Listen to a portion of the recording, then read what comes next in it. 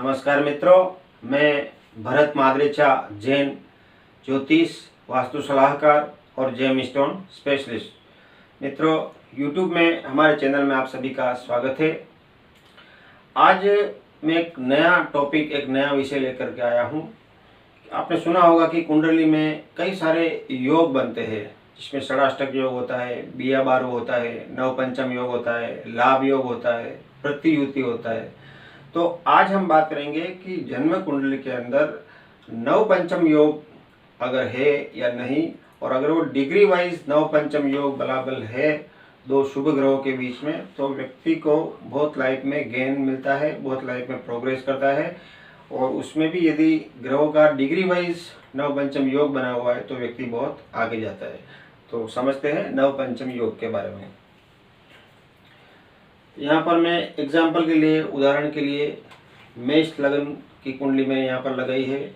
तो मेष लगन का स्वामी होता है मंगल, और अपने स्थान से 5वां स्थान होता है सूर्य।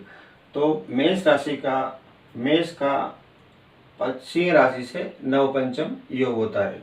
इसी तरह से शुक्र का अपने घर से 5वां यानी कि बुध की राशि कन्या राशि, तो उसके साथ में नवपंचम योग होता है। तीसरा मिथुन राशि का अपने घर से 5वां यानी कि तुला राशि से नवपंचम योग बनता है। पंचम भाव में यहाँ पर 5 नंबर की राशि है, यानी कि सिंह राशि का अपने घर से 5वां यानी कि धनु राशि से नवपंचम योग होता है। 7 नंबर यानी कि तुला राशि, तुला राशि का अपने घर से 5वां 1 2 3 4 5 अर्थात कुंभ राशि से नवपंचम योग बनता है। इसी प्रकार से धनु राशि का 1 2 3 4 और 5, धनु राशि का अपने से 5वें घर से नवपंचम योग बनता है, यानी कि धनु राशि का मेष राशि के साथ में नवपंचम योग बनता है। इसी तरह से मकर राशि का शुक्र जो है उसकी राशि वृषभ, मकर राशि का वृषभ राशि के साथ में नवपंचम योग बनता है। 11 नंबर की राशि यानी कि कुंभ राशि, कुंभ राशि का अपने घर से 5वां स्थान मिथुन राशि, तो कुंभ राशि का मिथुन राशि के साथ में नवपंचम योग बनता है। तो ये जो योग थे अपने से 5वां और उस 5वें से वापस 9वां स्थान, तो नवपंचम योग बनता है। ये जनरली अपने घर से 5वां स्थान का स्वामी जो भी होता है वो शुभ ग्रह होता है, उन ग्रहों में मैत्री होती है। तो ये राशियों का योग हमने देखा, और इसी प्रकार इन योगों को हम अभी जो देखा उसको बोलते हैं बेस्ट नवपंचम योग। और दूसरे श्रेणी में आते हैं वो थोड़े कम फल देने वाले होते हैं, उसको बोलते हैं गुड नवपंचम योग। तो वो 12वें भाव से, 4थे भाव से, 8वें भाव से, 6ठे और 10वें भाव से बनते हैं। तो सबसे पहले अपन बात करेंगे 12वां भाव। तो यहाँ पर मीन राशि का अपने घर से 5वां होकर के कर्क राशि से यहाँ पर नवपंचम योग बनता है। और कर्क राशि का अपने घर से 5वां यानी कि वृश्चिक राशि के साथ में नवपंचम योग बनता है। और कन्या राशि का अपने घर से 5वां यानी कि मकर राशि से नवपंचम योग बनता है। और अंतिम योग है वृश्चिक राशि का अपने से 5वां यानी कि मीन राशि के साथ में नवपंचम योग बनता है। तो इन योग के बारे में, इसका यूज़ कब होता है, तो बहुत जगह इसका यूज़ किया जा सकता है। जैसे किसी की शादी होना बाकी है तो देख सकते हैं कि लड़के की कुंडली में लग्न राशि क्या है और मून साइन यानी कि चंद्र राशि क्या है, वो हिसाब से लड़की की कुंडली में भी कौन सा लग्न है और कौन सा चंद्र राशि है, वो हिसाब से कौन सा योग बन रहा है वो देख करके शादी की जा सकती है। या योग नहीं बन रहा है अच्छा तो शादी नहीं करनी चाहिए। तो इस प्रकार की राशियों का बहुत जगह लाइफ में उपयोग किया जा सकता है। आपको अगर पार्टनरशिप में कोई बिजनेस करना है तो आप अपनी और उसकी लग्न राशि और चंद्र राशि मिला करके देख सकते हैं कि कुंडली में नवपंचम योग है क्या। शादी के लिए भी आप पहले से देख सकते हैं। अपना शॉप में किसी को जॉब देना है, सर्वेंट रखना है, तो उसकी भी राशि और आपकी राशि से हम मैच करके देख सकते हैं। और कोई इंडस्ट्री लाइन में है जिसमें कुछ पार्ट्स बनते हैं, बड़ा काम है, और वहाँ पर ऐसे किसी व्यक्ति को रखना है जिसको हम बड़ा अधिकार दे रहे हैं, तो वैसे व्यक्ति का भी अपनी राशि से यहाँ पर नवपंचम योग है क्या वो देख सकते हैं। क्योंकि यदि षडाष्टक योग हुआ और बिया बार हुआ तो उनको बिल्कुल नहीं रखना चाहिए और बिल्कुल उनसे डील भी नहीं करना चाहिए। तो मैं बिया बारू और षडाष्टक योग के बारे में अगले वीडियो में बताऊंगा। तो यहाँ पर ये नवपंचम योग जो है वो लाइफ में बहुत जगह राशि इसकी यूज की जा सकती है। तो जब कुंडली का प्रेडिक्शन करते हैं उसमें यहाँ पर ग्रहों के साथ में योग देखा जाता है। एक बात जरूर ध्यान रखें, मान लीजिए यहाँ पर मेष राशि में गुरु बैठा हुआ है और पंचम भाव में यहाँ पर मान लीजिए चंद्रमा बैठा हुआ है, तो यहाँ पर 1 2 3 4 और 5, तो अपने घर से 5वें स्थान पर जो ग्रह होता है और इस चंद्रमा से इधर वापस एंटी क्लॉकवाइज 9वां स्थान लग्न स्थान आता है। 1 2 3 4 5 6 7 8 और 9, तो यहाँ पर गुरु है, यहाँ पर चंद्रमा है, तो गुरु और चंद्रमा का यहाँ पर नवपंचम योग बन जाता है।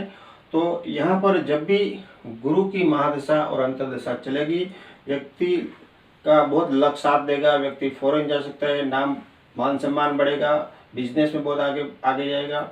और यहाँ पर पंचम भाव पर चंद्रमा पड़ा हुआ है, तो व्यक्ति के पास में व्हीकल होगा, एक से अधिक बहुत सारी प्रॉपर्टी होगा, अपना घर मकान प्लॉट सब इत्यादि होगा। और यहाँ पर हायर एजुकेशन के लिए भी बहुत अच्छा योग बन जाता है। तो गुरु और चंद्रमा के नवपंचम योग में व्यक्ति बहुत सा प्रोग्रेस करेगा और वो जिसकी वो अपेक्षा भी नहीं कर सकता उतना उसमें योग अच्छा बन जाता है। इसी प्रकार से अन्य उदाहरण लेते हैं। मान लीजिए यहाँ पर 10वें भाव में शनि बैठा हुआ है, शनि उसकी खुद की राशि में बैठा हुआ है, और यहाँ पर मान लीजिए बुध बैठा हुआ है, तो इस शनि का बुध के साथ में नवपंचम योग बन जाता है। तो अब जब एक बात जरूर ध्यान रखें कि ये जो नवपंचम योग बनता है, तो यहाँ पर शनि की डिग्री जरूर देखें और यहाँ पर भी बुध की डिग्री जरूर देखें। अगर डिग्री वाइज बलाबल हुआ, यानी कि युति के जो 0 अंश होता है, मान लीजिए यहाँ पर ये 15 अंश पर शनि यहाँ पर बैठा हुआ है और यहाँ पर बुध है जो करीब 16 अंश पे बैठा हुआ है, तो ये जो योग बनता है वो परफेक्ट नवपंचम योग बनता है। तो इसकी जब शनि में शुक्र की दशा अंतर्दशा चलेगी और प्रत्युंतर दशा और सूक्ष्म दशा चलेगी, तो व्यक्ति बहुत ऊंचाइयाँ छुएगा, कारोबार में बहुत अच्छा प्रोग्रेस करेगा। कोई व्यक्ति इंडस्ट्री लाइन में है तो बहुत प्रोग्रेस करेगा, मान सम्मान बढ़ेगा। और यहाँ पर धन भाव पर बुध यहाँ पर बैठा हुआ है, तो धन की वृद्धि होगी और अपार पैसा उसको शनि में बुध और बुध में शनि की दशा में उसको पैसा मिलेगा। इसी प्रकार मान लीजिए यहाँ पर 7वें भाव में तुला राशि में राहु बैठा हुआ है, तो राहु की 5वीं दृष्टि यहाँ पर पड़ती है लाभ स्थान पर। तो यहाँ पर अगर यहाँ पर कोई ग्रह बैठा है, मान लीजिए कोई शुक्र यहाँ पर बैठा हुआ है, तो शुक्र के ही घर में यहाँ पर राहु बैठा हुआ है, तो यहाँ पर राहु की शुक्र की जो राशि है वो मित्र राशि होती है। राहु यहाँ पर अच्छा फल देगा, लेकिन यहाँ का स्वामी शुक्र अच्छी जगह प्लेस्ड होना चाहिए। तो शुक्र मान लीजिए यहाँ पर बैठा हुआ है, तो राहु की दृष्टि इसके ऊपर पड़ती है।